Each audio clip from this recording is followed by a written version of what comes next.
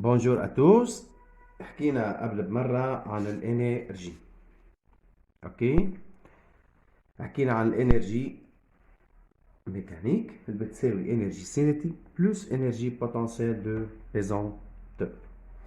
اوكي، en tout cas ou à chaque point ou à chaque temps. هلا اليوم بدي احكي عن الانرجي سينيتيك سولمون.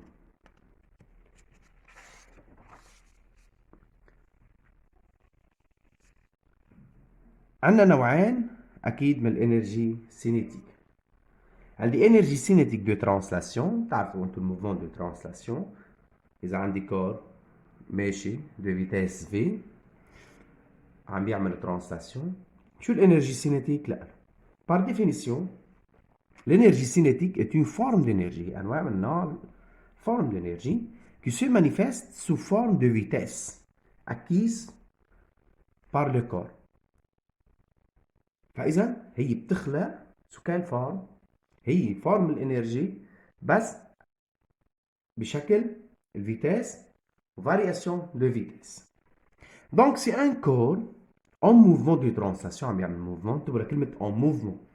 إذا au repos معناتها الفيتاس زيرو. فإذا pas de énergie cinétique.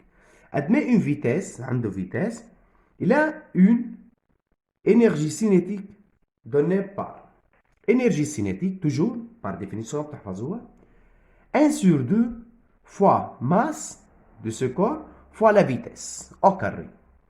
Énergie cinétique toujours en joules, système international. والماس toujours en كيلوغرام، ننتبه إذا كان معنا الماس بالجرام نحوله للكيلوغرام، والفيتاس بالمتر بار سكند. الام la masse du corps en كيلوغرام، والفيتاس la vitesse du corps. بهذا الشكل سهل جدا جدا. فإذا l'énergie cinétique dépend de quoi؟ De vitesse. لأنه 1 sur 2 constante والmasse m constante. فإذا si v varie alors l'énergie cinétique varie.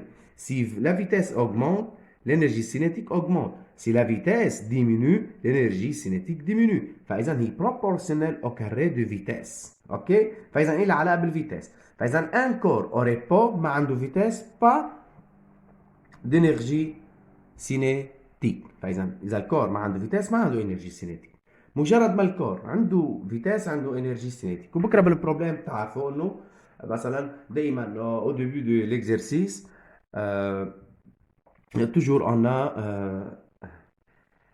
condition initiale. مثلا un corps passe au repos, on lâche, on abandonne. هي الجمل كلها بتخليك تعرف انه ما في انرجي سينيتيك، يعني ما في فيتاس، انه فيتاس ايجال زيرو. اذا كان عندي دو كور فاذا شو بعمل؟ الانرجي سينيتيك دو كور هي انرجي سينيتيك لاول كور بلس انرجي سينيتيك لثاني كور، حسب كل واحد عنده ماس كل واحد عنده فيتاس. تاني انرجي اللي هي نفس الشيء انرجي سينيتيك دو روتاسيون، بس اكيد عم بحكي على الانرجي سينيتيك ماكروسكوبيك. اوكي، انرجي سينيتيك دو روتاسيون.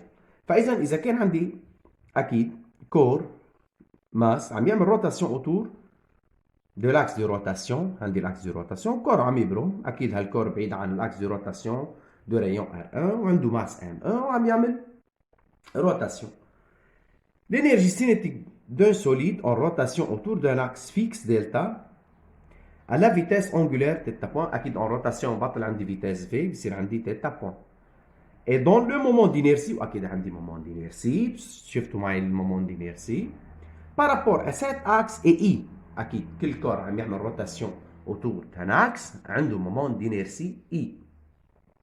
سيكسبريم نفس الشيء انرجي سينيتيك 1 sur 2 1 sur 2 اي بدل الماس بار انالوجي وبدل الفيتاس او كاري تيتا بوان او كاري.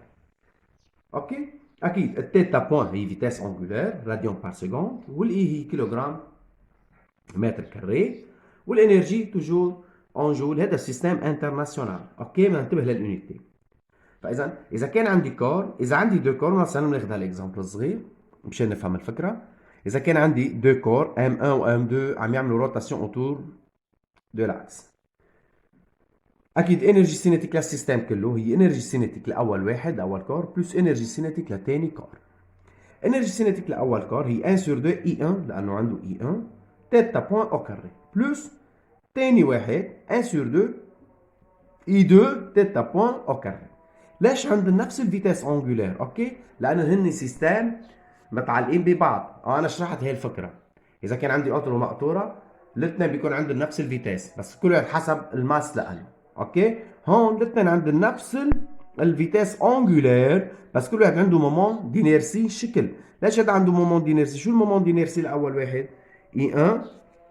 فاذا بنقول له اي 1 هي ام 1 ار 1 او كاري، مظبوط. الاي 2 ايجال ام 2 ار 2 او كاري. انتبهنا لها؟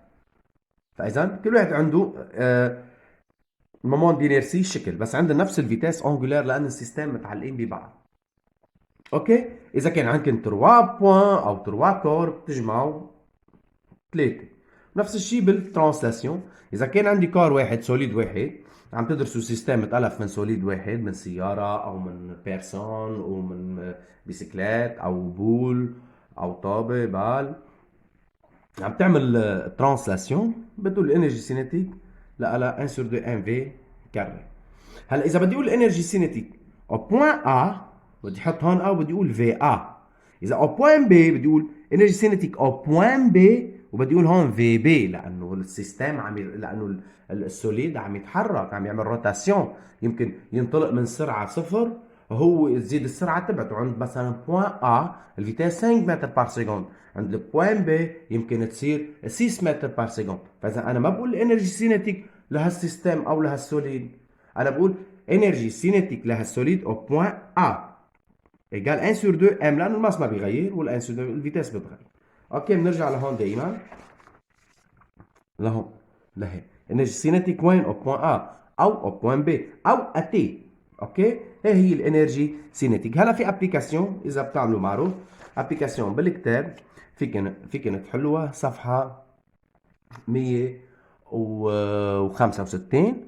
بنعطيك اياها لتحلوها، بتعملوا ابليكاسيون مباشره على الانرجي سينيتيك.